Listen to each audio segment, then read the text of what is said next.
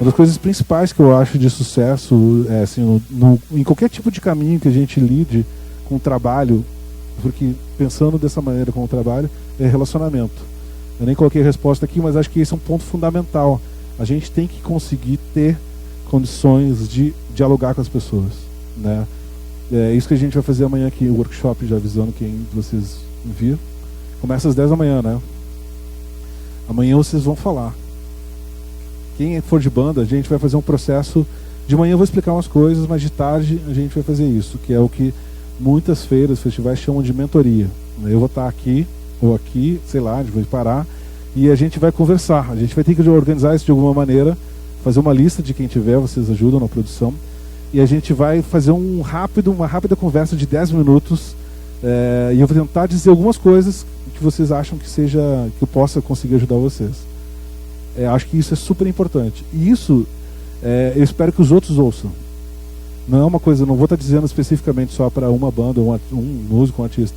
Eu acho que é importante que todo mundo ouça a experiência dos outros. E vocês, no futuro, troquem essas informações. Vocês passem adiante.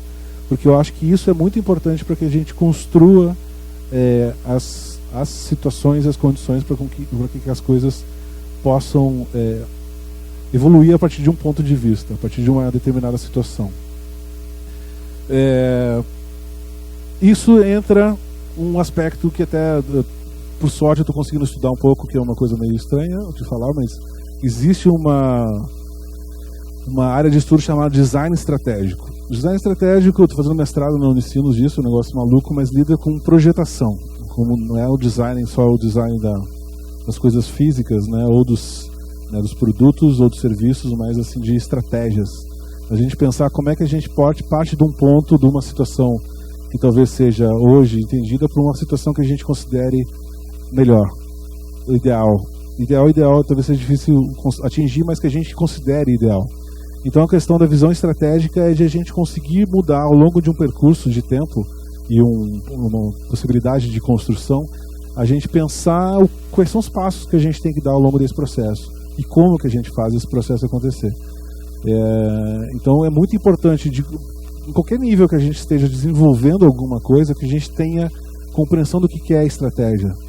A estratégia pode vir de, sei lá, de um conceito militar, de como que tu vai guerrear e competir com outro inimigo, né, que está do outro lado, e tu entender o que são os passos e o que esse outro inimigo, o competidor, está fazendo de outra maneira. Então, dentro de uma visão de business, de administração de negócios, a estratégia está muito relacionada com a competição de mercado. Existem linhas do design estratégico que, na verdade, estuda a questão de inovação social, como é que a gente desenvolve processos para conseguir melhorar a vida das pessoas dentro de condições sociais. Isso é a área que eu estou estudando especificamente.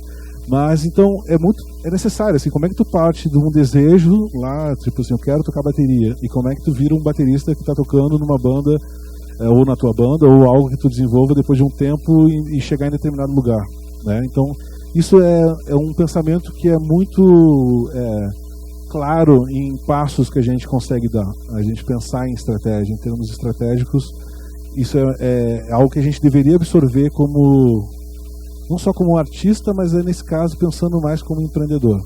E eu acho que esse é um dos pontos principais que eu quero falar hoje e amanhã no workshop. Ok, temos visão artística das coisas, mas eu não vi ninguém aqui falando que estou esperando ser abduzido por uma nave espacial no mundo perfeito do mundo artístico. Eu não acredito nisso. E o Luciano está falando que o Léo, eu tive um tempo convivendo com ele lá em Recife, falou daquela imagem lá do 10% do iceberg. É exatamente isso. Não adianta você ter só talento se a gente não souber administrar esse talento. Eu vou falar aqui, posso falar, que não tem problema de xingar e ser xingado depois.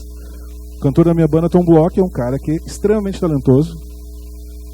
Ele é um cara que tem uma facilidade incrível de ouvir e cantar e conseguir escrever. Ele tem uma facilidade muito grande de escrever. Ele não toca nenhum instrumento, ele compõe só de ouvido, ou seja, ele tem uma facilidade que é bastante rara de ouvir alguma coisa e conseguir, por exemplo, pegar uma escala musical sem saber o que ele está fazendo. Ele não sabe o que é preto e branco no piano. Pergunto para ele, tá, e o que é preto e branco no piano? Ele diz, não é meio tom? Basicamente isso. Ele não sabe mais nada. É um cara que compõe música para as pessoas, ele consegue escrever, vou fazer uma música para ti, ele faz. Só que o tempo dele é um tempo extremamente largo. Entre o dizer assim, beleza, vamos fazer alguma coisa, vamos, e isso acontecer, leva anos. Anos mesmo, assim, tipo, eu tô com uma ideia. Depois de uns 4 anos a gente vê aquela ideia concreta. Então tem pessoas que têm esses processos. Só que se ele espera, que isso gere uma carreira, isso é muito complicado, ainda mais num país como o Brasil. Né? Por mais vantagens que ele tenha, e ele tem vantagens por ele ser de uma família de artistas, então ele conhece muita gente, tem facilidades. Eu quero botar uma nota no Pioneiro. Escreve o Carlinhos, conhece, não sei se ele conhece o Carlinhos ou não, mas tem muita facilidade disso. Entendeu? Então ele tem várias vantagens. Talvez isso prejudique mais a posição de ser empreendedor. De conseguir, dentro dessa condição que é tu ser artista dentro de um país como esse, mesmo com todas essas vantagens, de realizar as coisas. Então essa questão de estratégia entre a vontade, o desejo, a ideia e a realização é muito importante. A gente ter passos organizados que a gente consiga dimensionar o que é a realização, porque isso também envolve dinheiro, envolve outras pessoas, envolve o ânimo das pessoas, envolve tu mexer com muita gente. E por vezes as pessoas não têm paciência, né? Tu se estressa com uma situação. Quem trabalha com produção de eventos, assim, que está ali no dia a dia, naquela correria, fazendo as coisas, quem tem que montar uma banca, tu tem um tempo para montar uma banca para chegar lá e atender teus clientes. O cliente está ali, de vez em quando está falando com uma pessoa, chega outra, não consegue atender, essa outra pessoa se indigna e vai embora. Acontece, normal, com qualquer tipo de serviço. Então a gente tem que entender o tempo das coisas. E eu acho que há um bom tempo no Brasil existe uma visão de que artista é artista, e só. Eu acho que o artista ele pode ter uma posição de tempo para ser artista, mas ele precisa entender o que é o resto inteiro da sua estratégia, de como trabalhar com isso. E aí que entra justamente nesse ponto, qual é o momento que a gente precisa de outras pessoas. Assim, a gente tá ali movimentando alguma coisa que é bastante pessoal, mas eu vi pouquíssimas pessoas que eu conheço desse mundo de circular para lá e para cá que conseguem ser um artista sozinho, que consegue fazer música consigo mesmo, só. Aquele cara da Espanha que tocou aqui, Hipopotamos, tu viu, ele faz tudo sozinho, mesmo. E aí o resto, ele também vende, ele ligou, ele escreveu pra ti, ele mandou foto, ele fez vídeo. Então, mesmo o cara que tem uma autonomia de fazer a música sozinho, com um monte de equipamento, criar a música sozinho, ele ainda, né, de alguma maneira vai precisar de algum tipo de suporte, por mesmo que uma pessoa tenha muita capacidade, ela não consegue fazer tudo isso sozinho. Então a gente virou meio escravo dessa concepção digital, né, por causa da democracia de produção, né, esse acesso aos recursos de produção, que hoje em dia quase todo mundo sabe o que é um Pro Tools, todo mundo sabe o que é uma interface ligada no computador, todo mundo sabe o que é um estúdio, um home studio. A gente sabe que tem um tipo de microfone que o som da voz fica melhor, né, que não é esse. Esse aqui é para ao vivo. Não estou reclamando do som, hein? Eles nem estão ouvindo, ainda bem. Mas para gravação tem uns tipos de microfones que são mais legais. Uma sala que... mas por que o som dessa bateria não está legal? Daí tu ouve, mas o som dessa bateria aqui está muito legal. Então, tecnicamente, a gente tem uma percepção mesmo que seja intuitiva sobre algumas coisas, uns condicionamentos técnicos. Por que a gente gosta mais desse disco ou do outro disco, né? Por que isso, uma coisa nos incomoda musicalmente falando ou tecnicamente falando?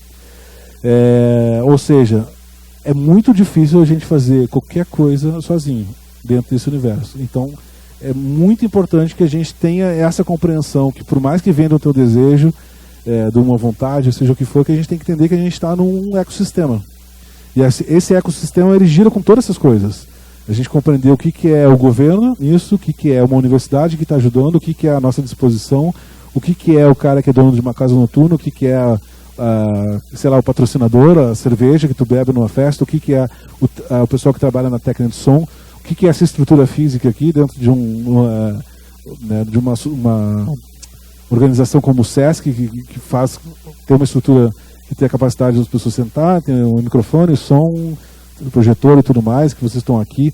Então é um ecossistema que envolve muita gente e muita coisa. Então a gente tem que ter clareza disso no momento que a gente está se tornando empreendedor e a gente quer chegar a algum lugar.